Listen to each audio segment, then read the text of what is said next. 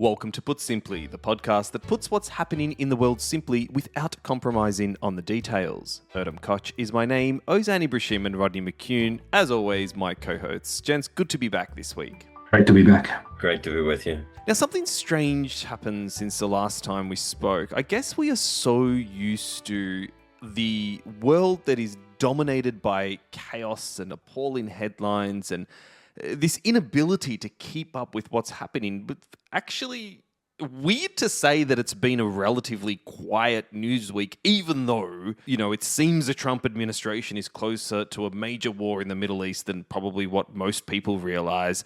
There's the ongoing saga of what's happening in the UK and around Andrew and the ongoing things around the Epstein files and this board of peace that Trump is trying to put together that's about to meet. And there is still chaos, but I don't know, Ozan, are we used to a certain level of chaos and it's almost as if the news doesn't meet that threshold, then it doesn't satisfy us anymore? Is that where we've got to? I think so. I mean, it's almost like unless something happens that kind of makes you fall off your chair, it's just become business as usual. So whilst you very correctly point out that actually a lot has been going on in the last week, but in preparation for our conversation today, we struggle to structure things into kind of major headlines, and and there's a lot that we can talk about, but there's a lack of major crises that we could kind of point to, with the exception of course, a potential major war in the Middle East region. And the news that just came in, I guess, of the South Korean ex-president being found guilty of causing an insurrection with his failed coup that lasted about 10 minutes a few years ago. I mean, these are obviously very important pieces of news, but maybe it's just the mood that we're in. We were kind of over it all in terms of being shocked by things, and maybe bit more kind of lighthearted about what's going on, as lighthearted as you can be about these things. Over it, and it's only the middle of February. Such is the times that I think we live in. But let's start with this massive news of this build-up of military presence by the US military in the Middle East, the warning from, I guess, Israel that to its own military saying you need to be prepared for war.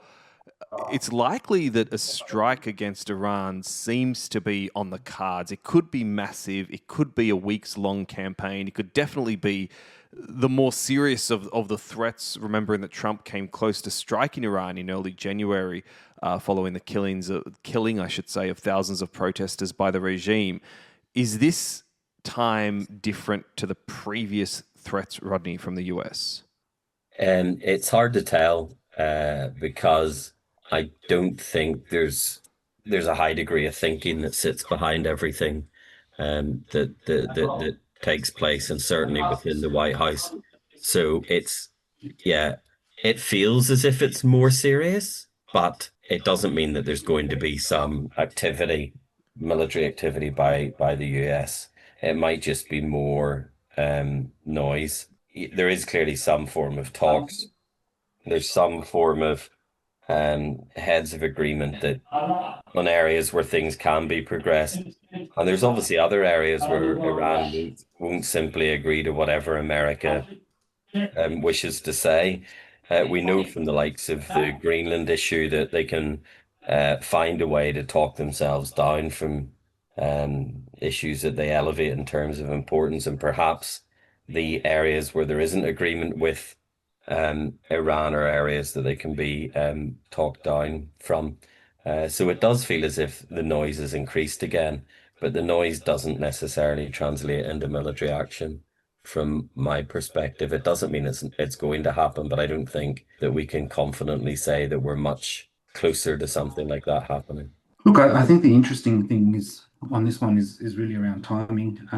We've seen in the past couple of months major protests in Iran. I think it's a part of a bigger push by the US with an objective of really further weakening the Iranian regime. Those horrible, horrific protests that we saw in terms of the human costs associated with them, there are now estimates of 10, 15,000. I've heard up to 20,000 people just slaughtered on the streets for protesting. This has obviously knocked the country around significantly, and in that context, has knocked around the regime as well. So I think, if you need to look at the timing of this, it's a broader strategy by the US to continue putting pressure on. And I think, they're miles apart in terms of what we read in the news and when you talk to people who are kind of following it closely in terms of what the US wants and what Iran is willing to give up. And Iran's demands in terms of things like sanction relief and what have you, the recognition of kind of its right to have a civilian program. They're quite far away from each other at this point in time. But I suspect a lot of it is posturing. I suspect they will come to some sort of agreement and some sort of deal. And you just have to look at the track record when it comes to this sort of stuff with this particular administration, that even if there is no real substantial deal, as long as there's a headline associated with it and they can back off, like they've backed off from many other international kind of disputes. The Thailand-Cambodia peace treaty, for example, is one of them. They came to Kuala Lumpur and signed an accord. At that point, while they were signing it, they couldn't even agree on the wording with the parties in terms of what this was. The Trump administration was talking about it being a peace deal, and the parties were like, well, it's a pathway to peace, etc. So just examples of how I guess this administration is more focused on headlines rather than actually getting a meaningful deal. So I wouldn't be surprised if nothing really substantial or tangible happens, but it's spun in a way that the US has got the deal that it wants. Everyone saves face, and then there's a bit of a de-escalation. So I think that's probably what is likely to happen. I think it's a dangerous time with the military buildup, particularly in the region. So yes, it is something to watch, and it is very, very, I guess, dangerous from that point of view, particularly with the Russia coming out and warning against any US strikes. It's unclear what they would do in that type of scenario, but it's a big escalation, a lot of posturing, and I think behind it is all the strategy to further weaken the Iranian regime, which is the number one objective for the Israelis and pretty high objective, I think, for the US administration as well. What is the implications of a Middle East war, Rodney, do you think, that involves the US, Israel, potentially Russia, going in on Iran? Then, of course, you've got the Muslim countries in the Middle East potentially, or they may also want to see regime change, might see this as a direct threat on them. I mean, are we talking about a sort of a quasi-world war that exists that's fought out through the Middle East, or is that an exaggeration? No, I think it's difficult to contain any conflict of the type that's being suggested. I know that the choreograph back and forth with Israel last year didn't spill into something larger, but I do feel that this may cause a ripple of problems across the region, and it may well then trigger the involvement as either a proxy or a supporter at distance of parties to a conflict. So I think they need to be super careful. So many recent wars that the West and the US have been involved in, they've initiated without necessarily thinking through how they disengage in a way that improves the outcome or the geography or the country that they end up in military conflict with. The obvious examples: Afghanistan, back with the Taliban, Iraq, not necessarily in a hugely better place, Libya, and it remains to be seen in terms of what happens in Syria as well. So there's a track record of not thinking these things through and not really, running the scenarios about what could go wrong, who could be pulled in, and what the consequences of that could be. So yeah, I don't think we're looking at a world war, but I do think we're looking at more involvement by proxy than may otherwise be involved with some more isolated activity. I think the Middle East is always complex for so many reasons. Given the difficulty, Ozan, of containing this war, is there a chance that Iran could still possibly come to the table and strike a nuclear deal? Again, I'll look at the economics of this. We saw a very turbulent, trading in the gold markets, for example. It went up significantly, and then, as it is considered a haven of a haven asset or safe haven asset, oil has been going up and down, and I think at the end of the day, the economics will dictate what Iran does and how far countries like Russia and the US are prepared to go. Because at the end of the day, there's no, from a geopolitical point of view, I don't think, Israel has a very, very clear objective. I'm not sure what the US's objective is, except to support Israel. But as Rodney very correctly pointed out, you know, it, I think many people in the world would like to see Iran with a different regime.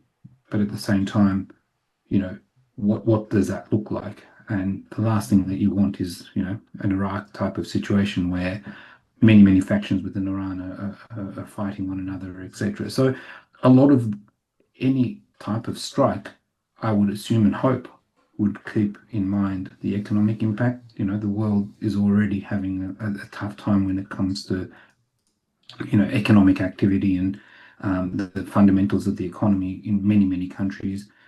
I would also hope that it would consider what the outcome is, post, let's say, if the objective is regime change or weakening the Iranian regime to a point where it falls.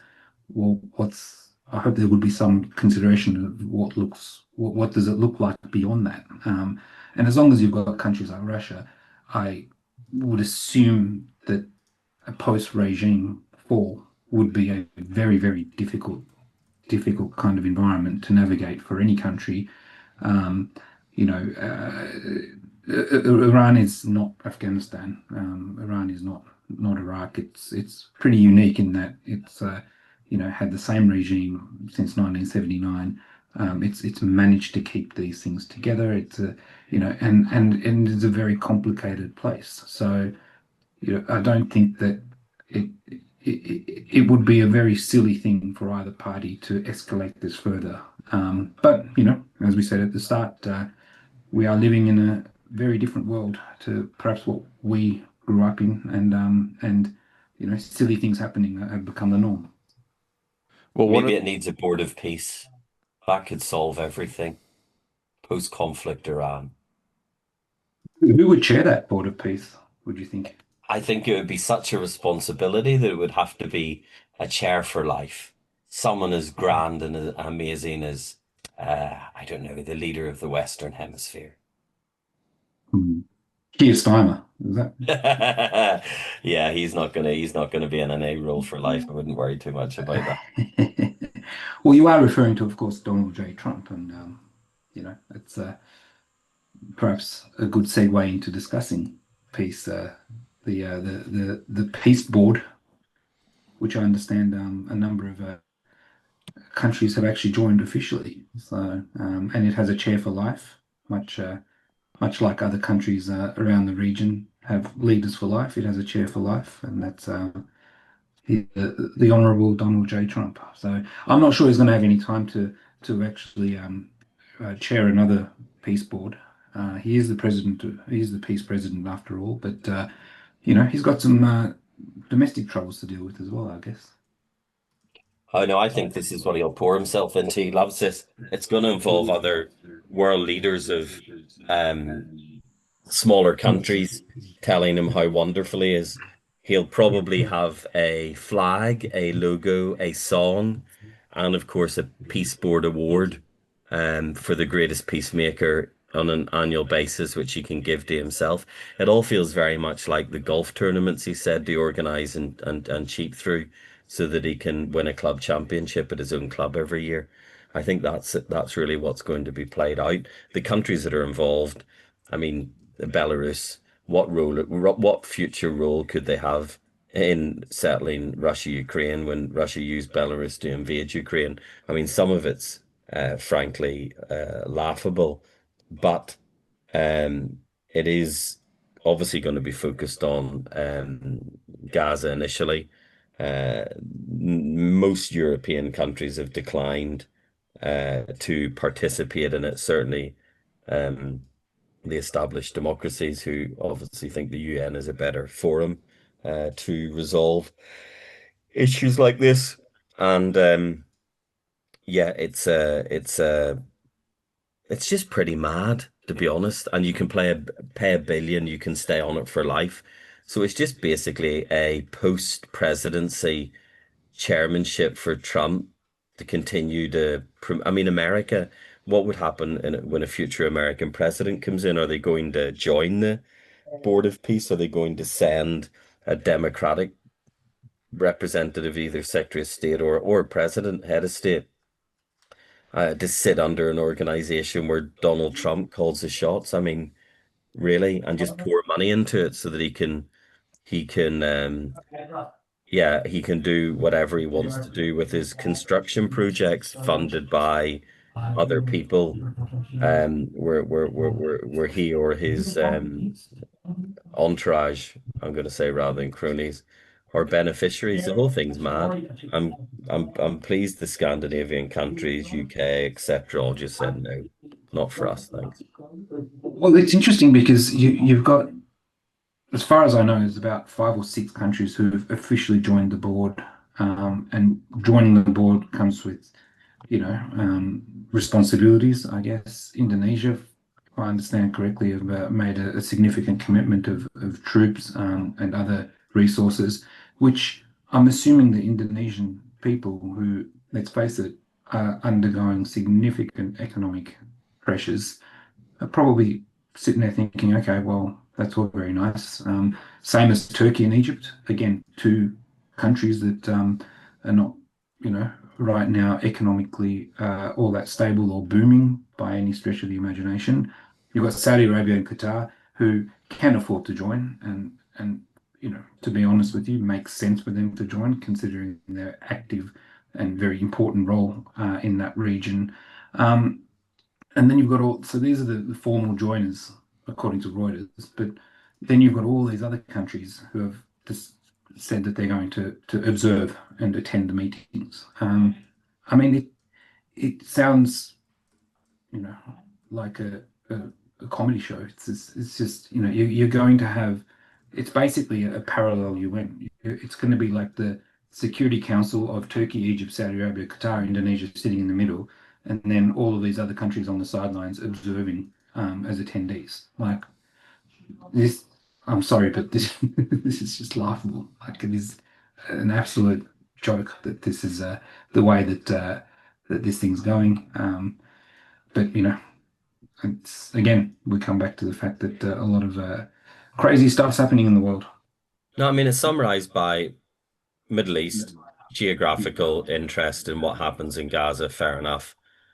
Uh, Eastern European, less than democracies, a few South American countries thrown in there, Argentina, Paraguay, and then Central Asia. You got a bit of a representation with Uzbekistan, Azerbaijan, Mongolia further east. I mean, it's crazy.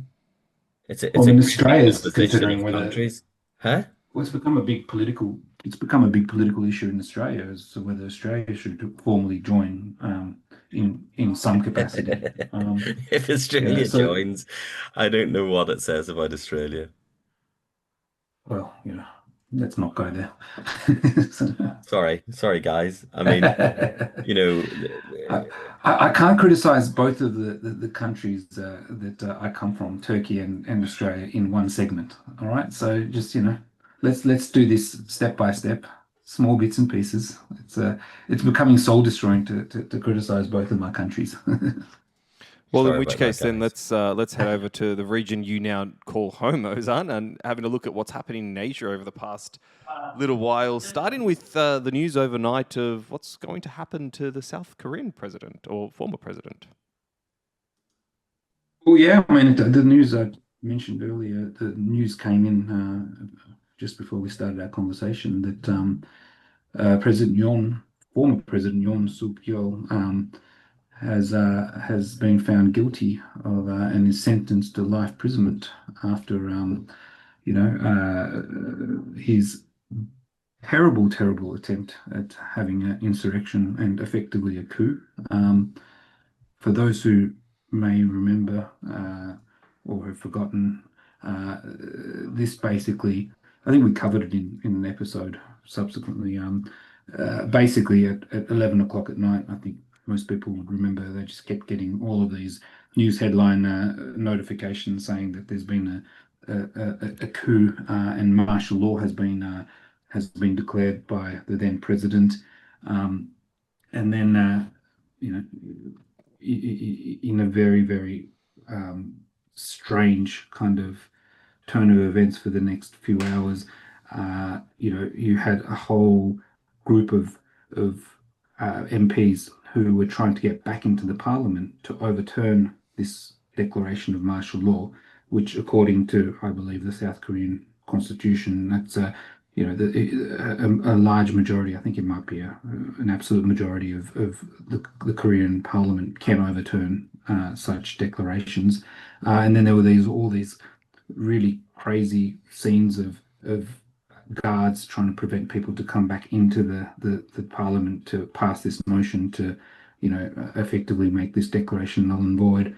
They eventually got in there, and then you found that almost everybody in the parliament, including people from the party of the president, all overturned this declaration of martial law. So it was one of the shortest kind of martial law in history, or in modern history, of course. And yeah, as a result of that, he's been tried and found guilty and sentenced to life. Pretty much today, sentenced to life. So he was facing the crime of causing an insurrection, or leading to an insurrection. I think is punishable by death. So the death penalty. But I think he's, from what I can understand, managed to kind of avoid that bullet. Not to use a pun. I don't know how they kill people in South Korea. I don't know when the last time they actually sentenced anyone to death penalty. But he's no, he's. I mean, it's a very strange type of set of events and circumstances that led us to this. And staying in Asia, Rodney, in Bangladesh, there's a return of a political dynasty.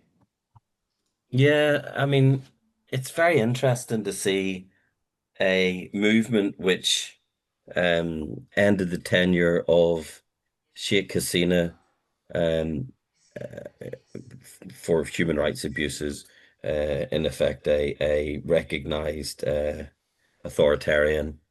She's deposed, flees to India, tried in absentia, death penalty. India won't send her back. Bangladesh goes through this period of um, being run by a Nobel laureate and other uh, sort of independent figures, academia or whatever, and then they hold elections, and the opportunity to support uh, the ground movement, which overthrew the dictator, as it were, wasn't taken by the electorate, and they've just returned to the BNP, Bangladesh National Party, and they've gone back to people who were in government, 20 years ago as well within the cabinet. The new incoming prime minister is a child of a former prime minister. I mean, it's remarkable. I do wonder around South and Southeast Asia and South Asia.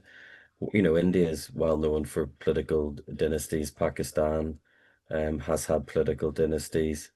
Thailand, yes. Indonesia has been a return to a former significant player in a political dynasty. The Philippines is in the throes of dynasty versus dynasty at their next election.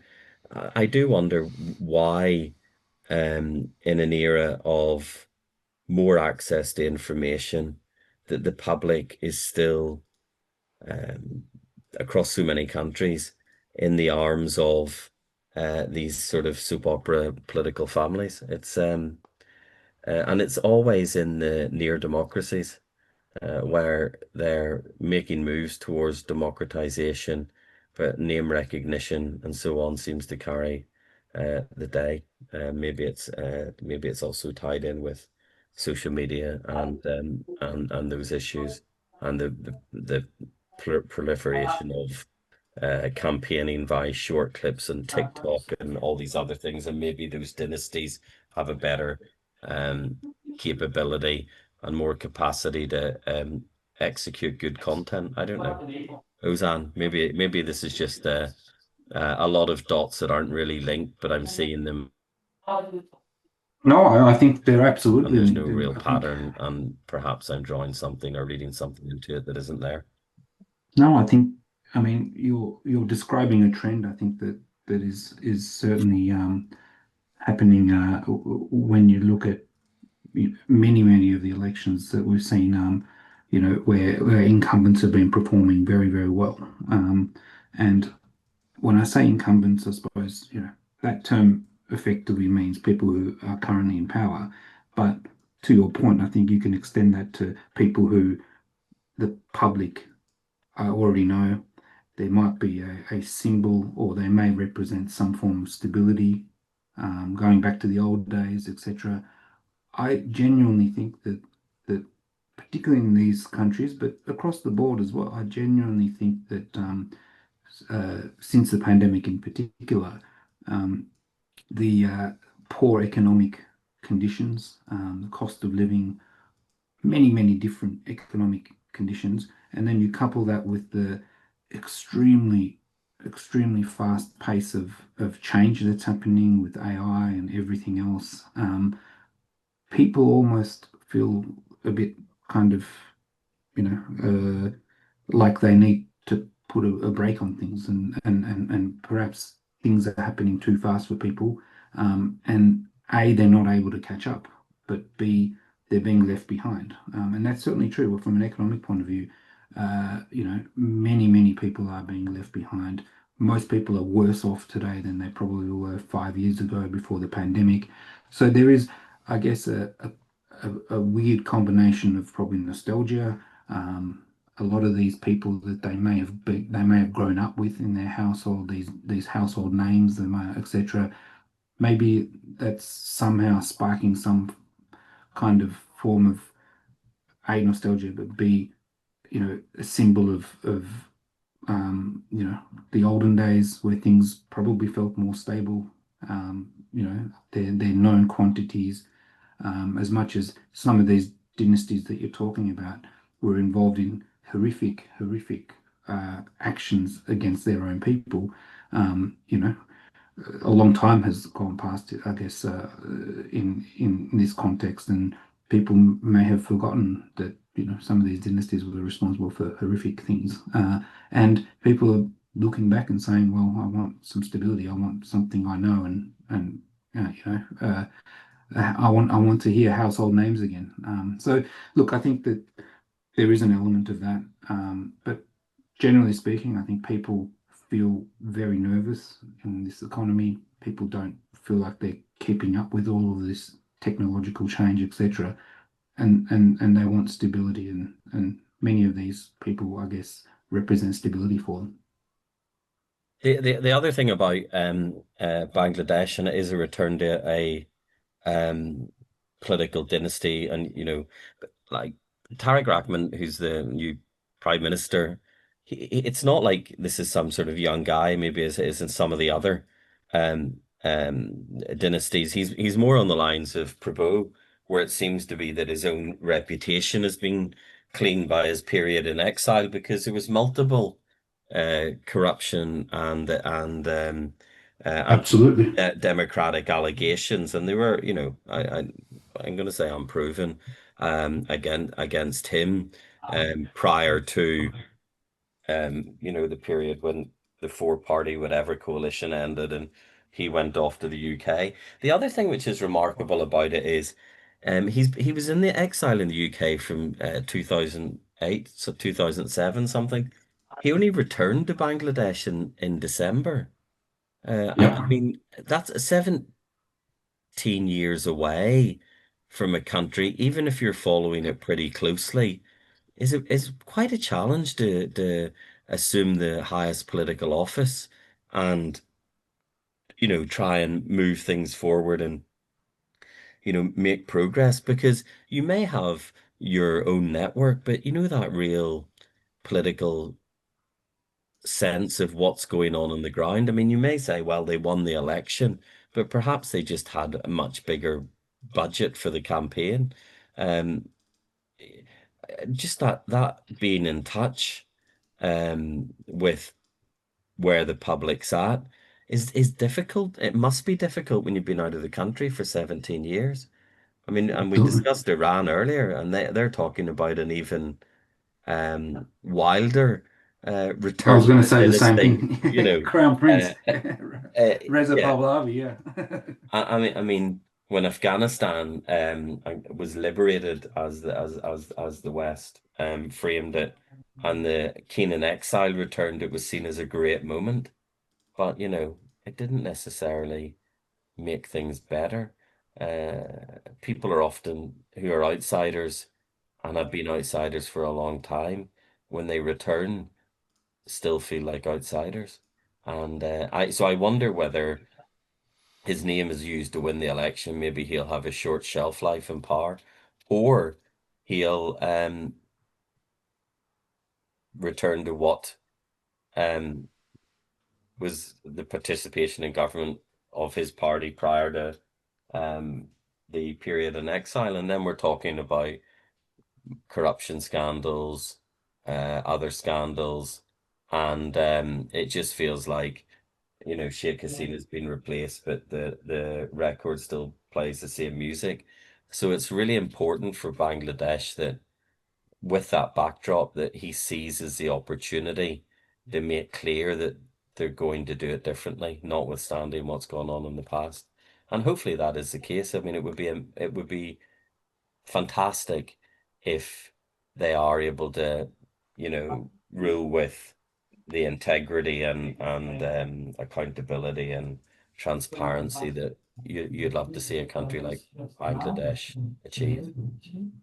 Look, it's actually quite an interesting outcome because you had, I mean, you touched on it earlier. Bangladesh is where it is today because 18 months ago, student-led movement pretty much ousted the regime. And from all accounts, it's actually, some of those student leaders have put this government, newly elected government, on notice as well, saying we'll do the same thing to you if you don't, uh, fulfill the promises that we elected you in a landslide for, or on. So yeah, it would be very interesting. I think whilst people have got this sense of let's go back to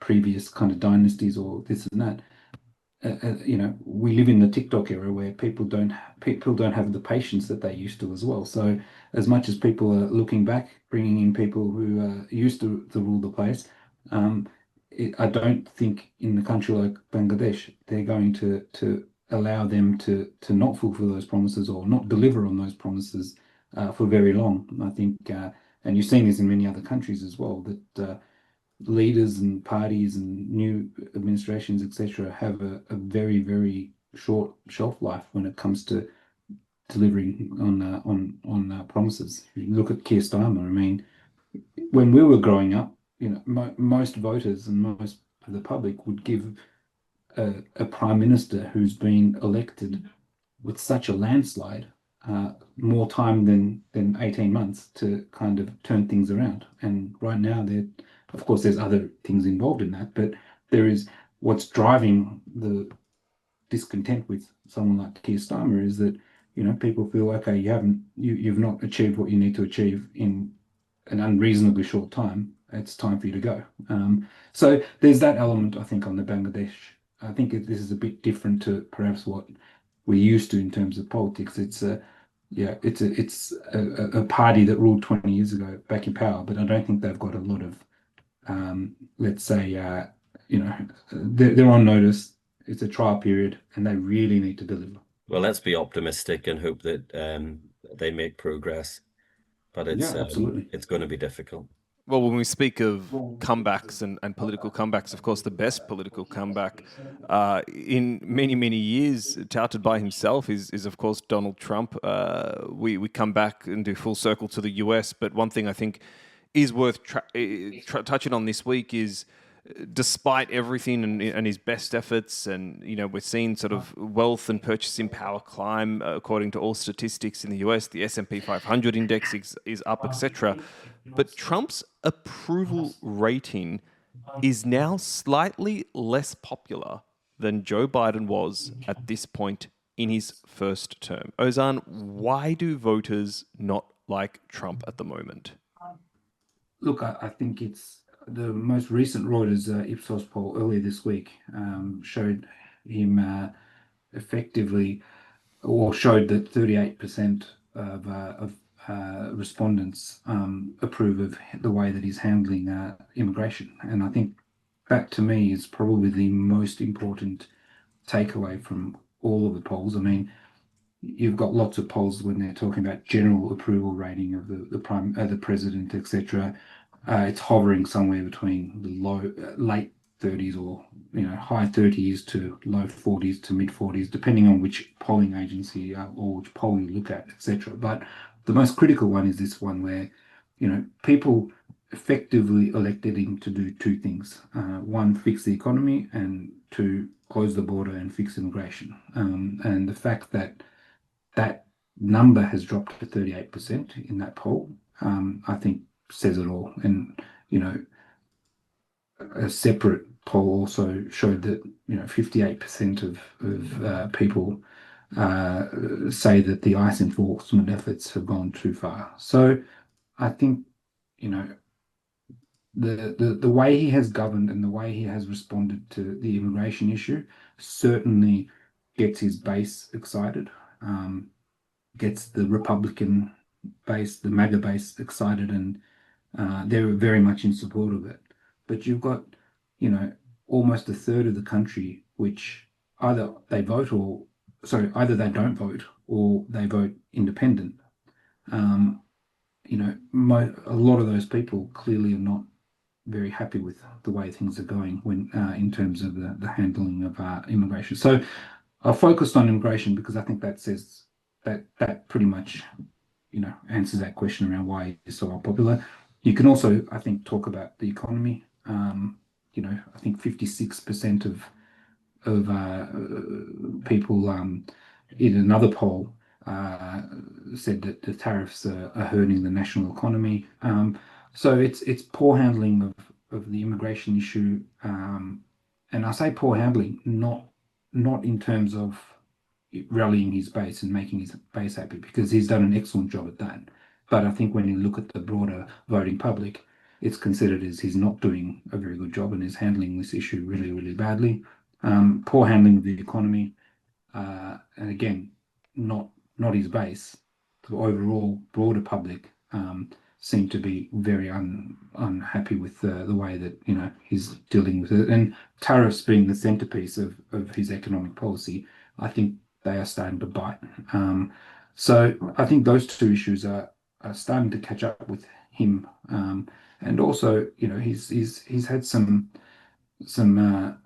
very, very bad media, and I think the fact that the Epstein issue continues to linger, I think is hurting him, and the administration, and Pam Bondi, the Attorney General, effectively you know sitting in front of a congressional hearing, and when asked whether they're going to indict anybody that appears in the Epstein files, she was talking about the Dow Jones or the S&P being at record highs. This all sends really, really bad messages to people who genuinely care about this issue. They're genuinely concerned that there are many influential people who have appeared in the Epstein files, and the message she's sending is that, well, we're covering that up, or there's nothing to see here, move on. And I think that's starting to hurt Trump himself. Whilst we always say nothing really sticks to Trump, I think when you combine these three things, Epstein, poor performance on immigration, poor performance on economy, you're seeing that his numbers are really, really starting to fall. Hey, no, spot on. In terms of people arriving in country are better than ever because of what they're doing in country and domestically, with this sort of heavy-handed ICE stuff, and obviously the two murders that took place. They've really lost the credit for that, and if anything, I think it's going to get worse. And yes, the economic policies are, I feel, better off. They're not going to be happy with the current administration when it comes to those elections. And every day that passes, we get closer to them. I think we need to devote a whole kind of section on the midterms, etc. And we might have to get some of our friends in the US who are following this probably closer than anyone to maybe come on and talk about it, because I think you're absolutely right, Rodney. It's going to be a very interesting midterms, and to put simply, and for perhaps some of our listeners who may not fully understand the context of it. I mean, if the Democrats pick up the House, which looks like they will, that means they're in control. They can impeach the president, etc. Of course, it looks unlikely that the Democrats will pick up the Senate because of the maps this time around.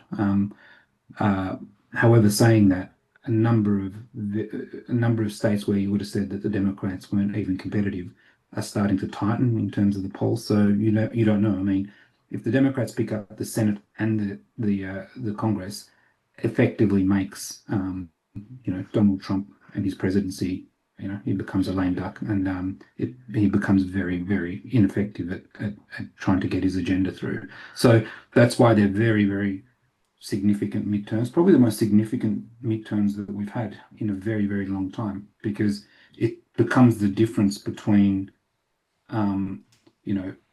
allowing President Trump to continue with the agenda, and putting, if the Republicans win or if the Democrats win, putting enough roadblocks there that his ability to fully deliver his agenda is, I guess, impeded. And, and that has become pretty much the objective of the Democrats, to try and put a stop to all of these things that he's doing.